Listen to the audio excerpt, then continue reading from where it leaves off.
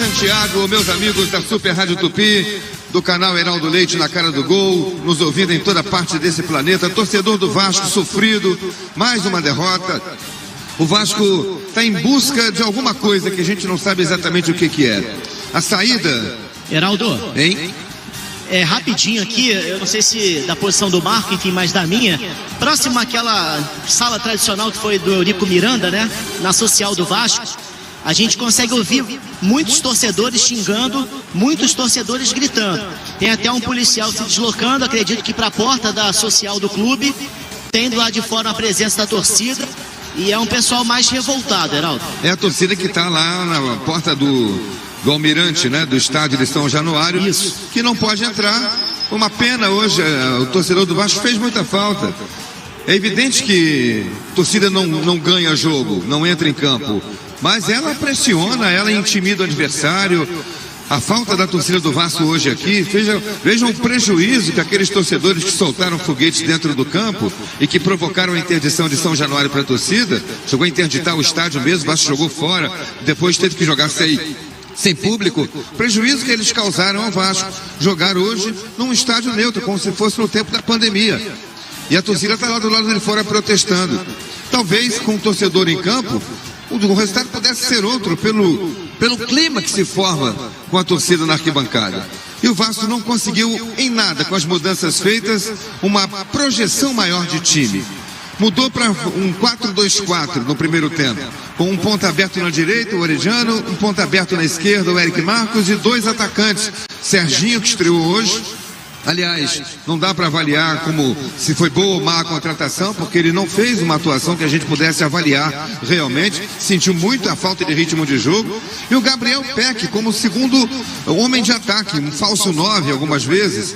Não funcionou porque a bola não chegava até eles, a não ser com chutões vindos lá da defesa. Tanto do Maicon como principalmente do Capasso. E os chutões do Capasso eram todos errados. Eram chutes ao Deus dará, para o jogador lá do ataque se virar. Na correria, na trombada, os jogadores de ataque do Vasco, pequenos, fisicamente menores do que os defensores do Cruzeiro, perdiam todas.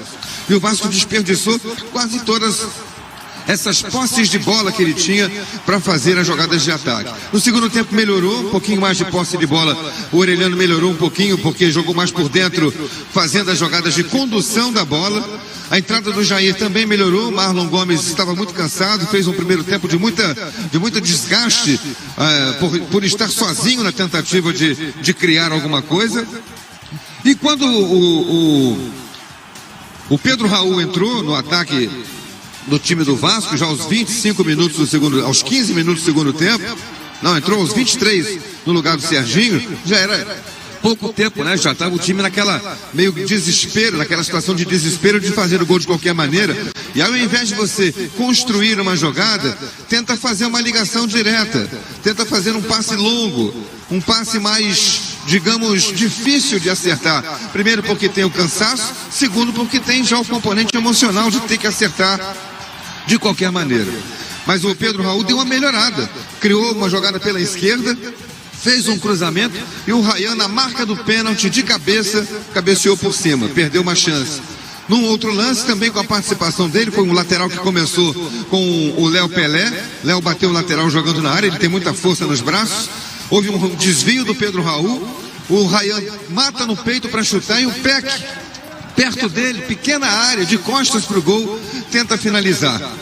Mas já desgastado, já deu cãibra naquele momento, o chute saiu torto, foi para fora. Então foram poucas chances, mas reais, que o Vasco teve de fazer o gol de empate, que seria justo. O Cruzeiro não mereceu vencer, não fez uma partida taticamente, tecnicamente espetacular, não fez. Ganhou o jogo numa jogada individual do lateral esquerdo Kaique, aliás, um bom jogador, o Cruzeiro está revelando, veio pela esquerda, driblou o Pumita, ia entrar na área, ali perto no pico da área, e o volante do Vasco, o Matheus Carvalho, fez uma falta que para mim foi desnecessária, bastava cercar, mas ele foi na ânsia de roubar a bola, derrubou o adversário. Falta, aglomeração na área, que era a única jogada que o Cruzeiro fazia com precisão de causar impacto à defesa do Vasco. O goleiro do Vasco se posicionou mal, achando que a bola ia em cruzamento, e o Machado bate muito bem na bola, fez todas as cobranças de escanteio, de faltas de bola parada, e é o jogador que arruma o meio do campo, não por acaso foi o craque do jogo, e ele bateu direto no gol, aquela falta que, francamente, vai acertar 1 em 10 ou 1 em 100, e ele acertou no ângulo, e o goleiro do Vasco, que esperava um cruzamento, chegou atrasado na tentativa de defender. Foi por isso que o Cruzeiro ganhou o jogo.